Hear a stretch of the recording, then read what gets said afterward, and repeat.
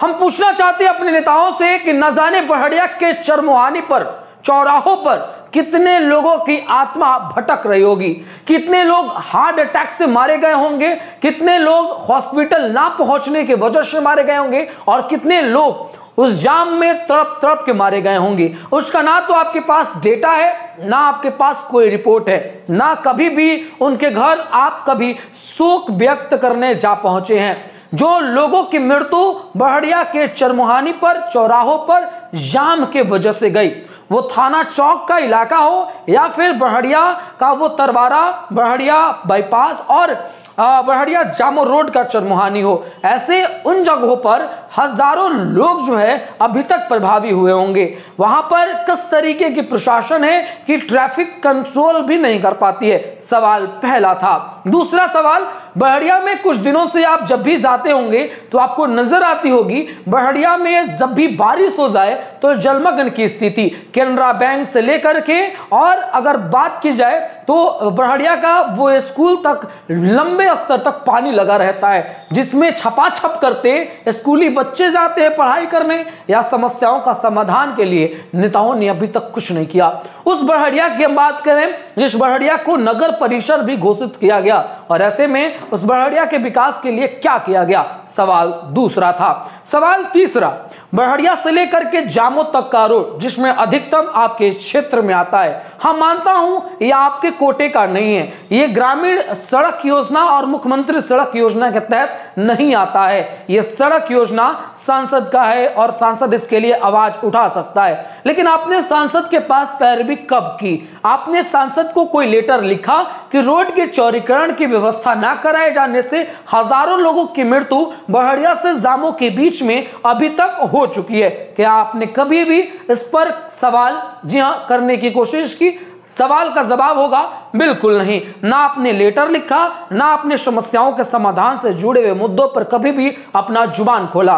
बढ़िया का विधायक इस मुद्दों पर कुछ भी कहने से बचते नजर आते हैं, वहीं पड़ोसी अगर बात करें तो गला फाड़ फाड़ कर चिल्लाते हैं।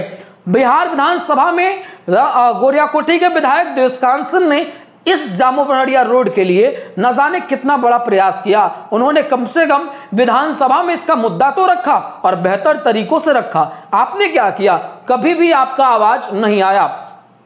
तीसरा सवाल ये था। चौथा सवाल आपके लिए है, विधायक जी आपको समझना चाहिए, ना तो आप बढ़िया के क्षेत्र से आते हैं, ना बढ़िया के लोगों की जन समस्याओं को समझ सकते हैं। पहले आप आते हैं लोजपा के साथ जी, और लोजपा शायद हो सकता है आपको टिकट दे दी हो इस स्तर पर कि बढ़िया के अंदर आपके पास इमोशनल कनेक्टिविटी हो, लेकिन ऐसा जमीनी हकीकत में कुछ भी नहीं है। आपके लिए ये तमाम चीजें कुछ भी नहीं है।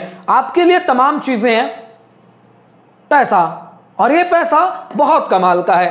पैसा हो तो लड़ जाओ, पैसा ना हो तो फिर मर जाओ। ऐसे में ये लड़ाई भी बड़ा संघर्षपूर्ण है। विधायक जी ये चौथा सवाल था कि आखिरकार लोजपा को छोड़ करके आरजेडी में आने का वो समय जो था वो आपने कभी भी जनता को नहीं बताया, क्यों, कैसे और कब। आखिरकार एक राजनीतिक दल को अगर एक नेता छोड़ता है तो अपने पीछे की वो वजह कहानी बताता है। एक बार अचानक से आप एनडीए को छोड़ते हैं और महागठबंधन ज्वाइन, टिकट के लिए या कोई और समस्या, बताइएगा विधायक जी। यह समस्या चौथा था जो आपके निजी जीवन से या फिर आपके राजनीतिक के निजी जीवन से पूछा गया चौथा सवाल था। पांचवा सवाल हम पूछते हैं, बढ़िया के कितने बच्चों को आपने शिक्षा प्रोवाइड किया? कितने बच्चों के लिए शिक्षा के लिए आपने आवाज उठाया? कितने बच्चों को आपने बेहतर शिक्षा की मांग की? कितने ऐसे सरकारी स्कूल हैं जहां आज भी गवर्नमेंट टीचर का पूरा मोनोपोली बना हुआ है, लेकिन आपने उनके ऊपर क्या किया? यह सवाल आपसे पांचवा है। कभी शिक्षा के दृष्टिकोण से ना तो आपको किसी सरकारी स्कूल में विजिट करते हुए देखा गया, ना कभी सरकारी स्कूल की शिक्षा व्यवस्थाओं को सुधारने के लिए आपके द्वारा उठाए जाने वाले किसी कदम को देखा गया। यह सवाल था पांचवा। अब कुछ सवाल नहीं, अब जवाब जनता आपसे पूछना चाहती है। ये कुछ सवाल ऐसे थे जो प्रतिदिन आप भी वादा करते होंगे, आप भी जनता से पूछते होंगे, लेकिन अब समय आ चुका है जब आपको बताना चाहिए कि आखिरकार ऐसा क्यों हो रहा है। मौका है बिहार बदलने का, बिहार बदलने का, अपने तस्वीर को बदलने का, बिहार के भाग्य को बदलने का और बिहार के लकीर को बदलने का।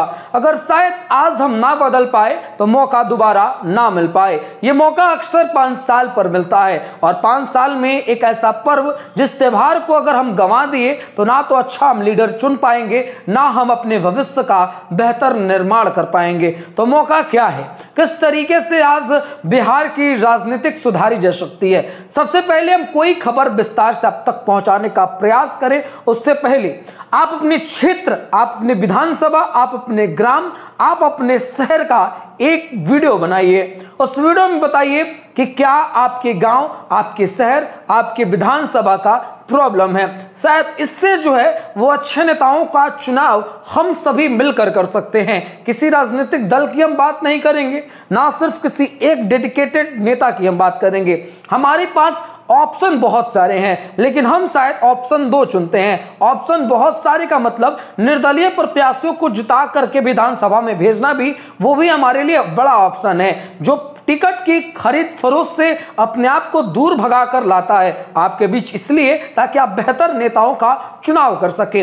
अगर निर्दलीय को चुनेंगे तो राजनीतिक दलों की अस्तित्व बिहार से मिटनी शुरू हो जाएगी और अपने अस्तित्व को बचाने के लिए सरकारी रोजगार से लेकर के आपके घर में पड़ने वाली तमाम समस्याओं के समाधान तक उनके विधायक, उनके नेता आपके लिए खड़े रहेंगे। अन्यथा चुनाव आने के समय आएंगे और फिर चले जाएंगे।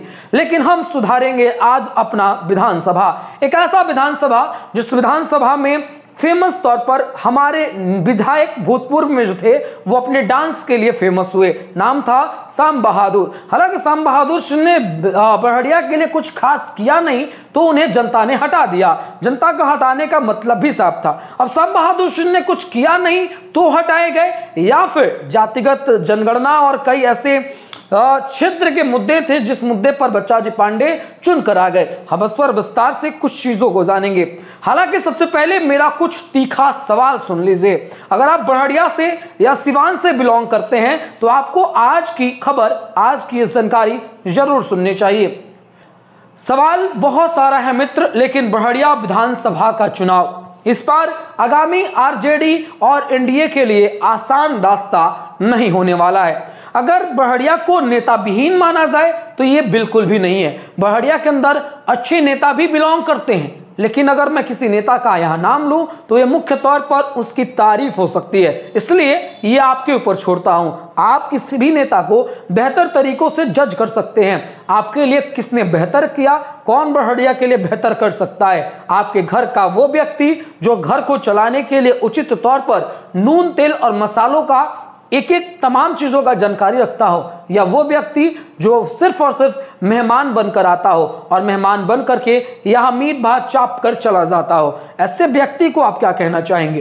तो जरूरी है कि बड़हड़िया को नेता विहीन का जो टैग लगा हुआ है वो टैग हटा दिया जाए। और बड़हड़िया में अगर भारतीय जनता पार्टी की बात करें, बीजेपी की बात करें, तो बीजेपी के कई नेता हैं जो अक्सर चुनावों के समय टटराते हुए आते हैं और फिर टटराते हुए शांत हो जाते हैं। यानी भारतीय जनता पार्टी का देखा जाए तो बड़े लीडरशिप की यहाँ कोई अस्तित्व नहीं है, कोई ऐसा उम्मीद नहीं है जो बड़हड़िया में खास तौर पर अपने ताकत को बिल्ड करता हो। तो बड़हड़िया बीजेपी के लिए नहीं बना हुआ है। खैर, ये बड़हड़िया का वो सवाल था। अब बड़हड़िया की जनता पूछ रही है और ये जनता का कुछ सवाल था। विधायक जी जवाब जरूर दीजिएगा। हमें उम्मीद है कि आपका जवाब शिक्षा की व्यवस्था को लेकर के दिया जाएगा, सड़क को लेकर के आवाज उठाने को लेकर के दिया जाएगा, कितने जगहों पर जो विधानसभा के क्षेत्र में आपके द्वारा बनाए गए सड़क हैं उसमें भ्रष्टाचार पर आप देंगे कि आपने उन सड़कों पे कैसे भ्रष्टाचार होने दिया। ये तमाम कुछ आरोप हैं। भ्रष्टाचार यूं नहीं मैं कह रहा हूं, कई सबूत है। कई गांव के सड़कों में टूटी फूटी ऐसी चीजें सामने आई है जो सबूत के तौर पर आपके लिए हमेशा चीख और पुकार कर आपसे सवाल पूछ रही है। तो हमारा अधिकार है कि पहले हम अपने आप से सवाल करें। तो मेरा पहला वीडियो बड़हड़िया के लिए डेडिकेटेड। आने वाले वक्त में हम कई और विधानसभाओं के विधायकों से सवाल पूछेंगे, वहां के निजी सवाल सुधारने का और अच्छा बताने का, बनाने का हम लोगों के पास एक बेहतर समय है। उम्मीद है आप बेहतर लोगों की चुनाव करने में अपना बेहतर कदमताल आगे बढ़ाने में निर्णय ले पाएंगे। जय हिंद।